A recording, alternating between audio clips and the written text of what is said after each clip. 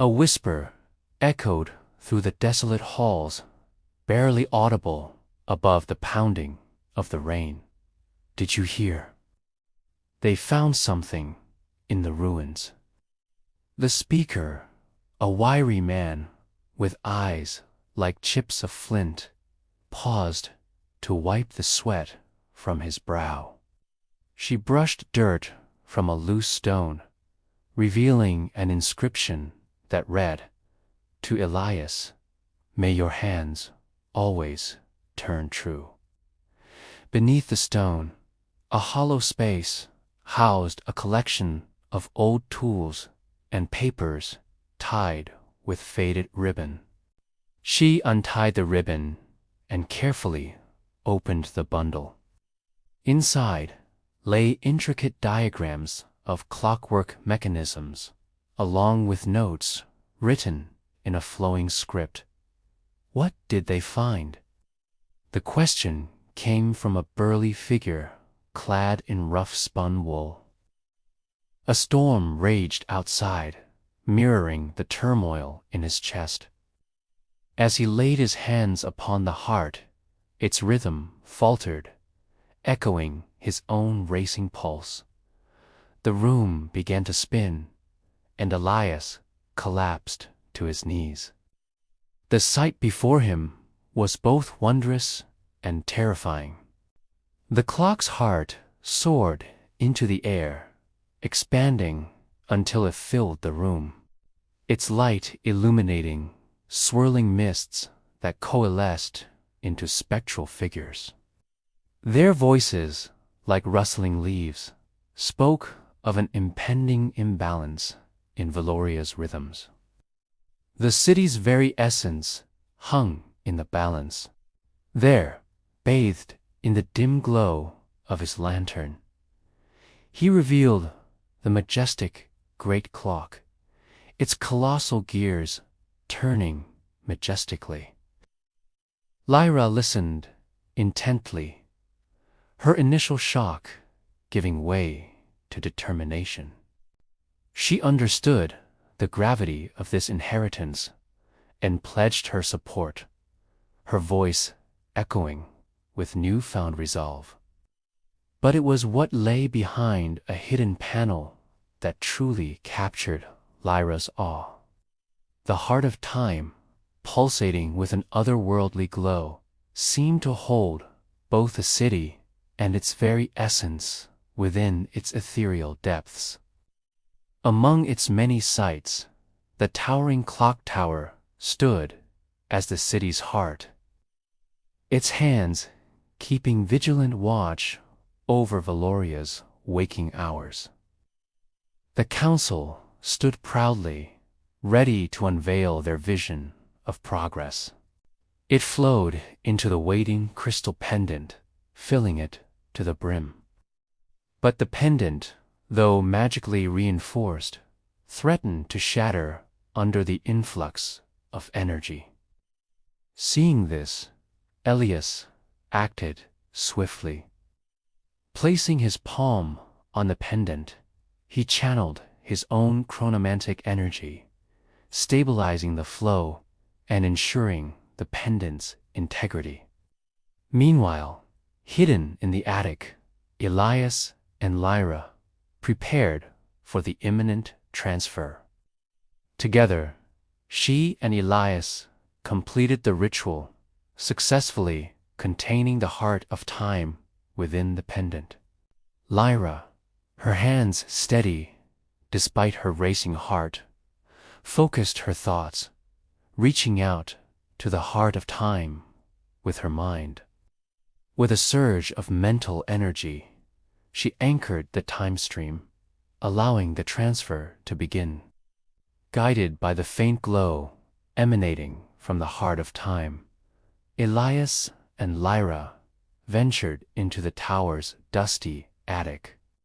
There, hidden amongst cobwebs and forgotten gears, they discovered an ancient time capsule left by Elias's ancestors. Within its aged casing were arcane diagrams and cryptic verses that hinted at a way to safeguard the clock's essence should its physical form be compromised. What they didn't realize was that the true essence of the clock, its beating heart, now resided within a young apprentice and an old master, hidden away from prying eyes and bulldozers, waiting for the day when Valoria might remember the melody of its lost time. It wasn't just about mending clocks or keeping time.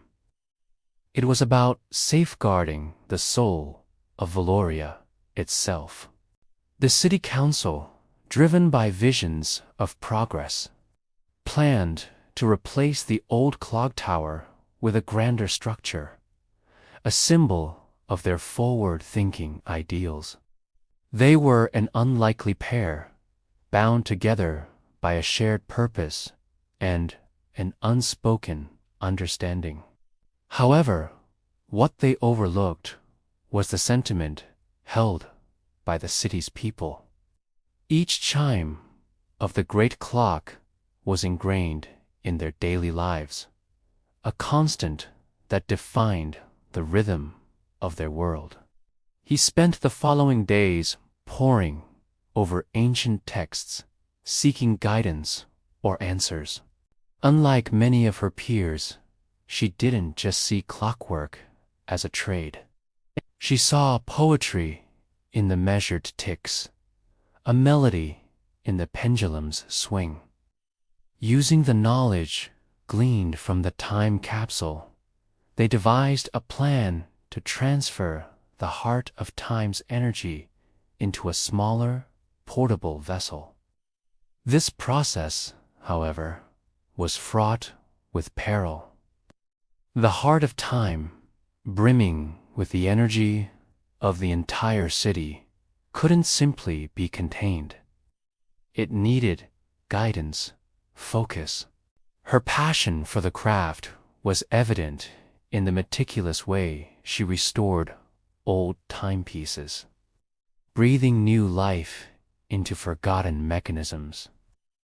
His thoughts raced, trying to comprehend the cryptic messages left by his ancestors.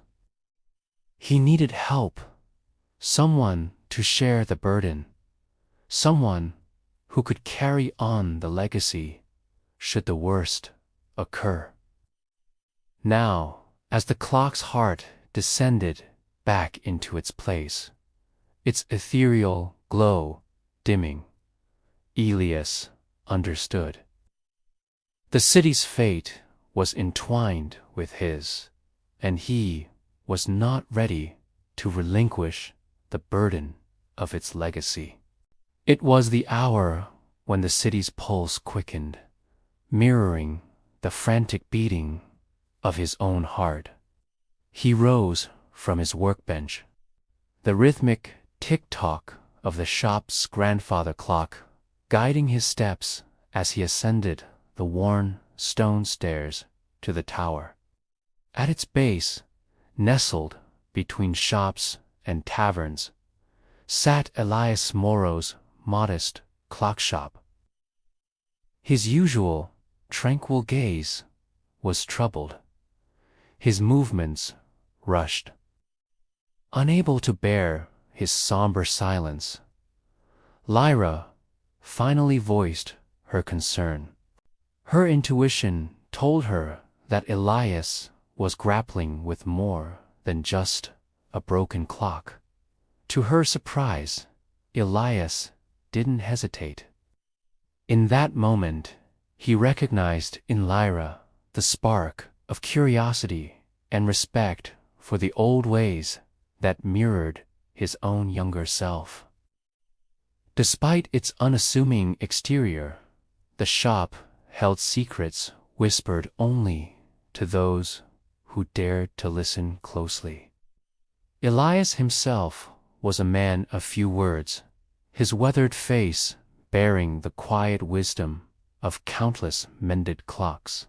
His craft was revered throughout the city, drawing customers from all walks of life. A hint of a smile touched the lips of the first speaker. They don't know yet, but whatever it is, it belonged to the clockmaker. Meanwhile, inside the ruined tower, amidst piles of debris and tangled gears, stood Lira in the city of Valoria. The scent of fresh bread mingled with the aroma of exotic spices carried on the wind from seafaring traders. As the sun began its descent, casting long shadows across the shop floor, Elias felt the familiar pull of twilight, a sensation that transcended mere weariness. At the very top, hidden beneath layers of dust and age, lay the source of Valoria's time, the great clock's beating heart. Its ethereal glow pulsed with an otherworldly rhythm, casting dancing shadows that seemed to whisper forgotten tales. Once every lunar cycle, Elias performed an ancient ritual. With trembling hands, he pressed his palms against the cool surface of the clock's heart, feeling its enigmatic energy surge through him. In these moments, he felt a profound connection to his ancestors, their whispers echoing through time. Theirs was a lineage of chronomancers, individuals attuned to the city's life force, ensuring its harmonious flow. This night, however, a sense of foreboding clouded Elias's usually placid features. Elias, shaken to his core, realized the gravity of his lineage's responsibility. Driven by newfound resolve, Elias returned to his shop, the whispers of the chronomancers echoing in his ears. Amongst Valoria's bustling populace was a young apprentice named Lira. One day, as Lira assisted Elias with a particularly intricate repair, she sensed a shift in his demeanor. Under the cloak of a starless night, Elias led Lira up the winding stairs to the tower. With the weight of generations pressing upon him, Elias shared the secret legacy of the chronomancers, the responsibility of guarding Valoria's life force. News spread like wildfire through Valoria's bustling marketplace.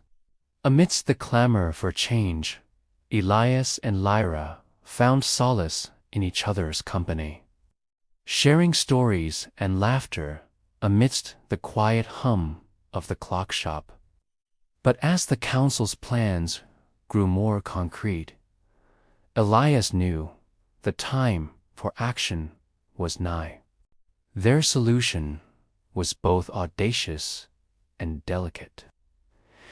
As the appointed day arrived, a crowd gathered around the tower, their faces a mix of anticipation and disdain for the old ways. The heart of time, sensing its guardian's intent, surged forth in a torrent of light. As the transfer neared its end, Lira emerged from her meditative state, her face pale but resolute. When the council, having finished their demolition, entered the tower to claim its spoils, all they found were the remnants of gears and a silent void where the heart once pulsed.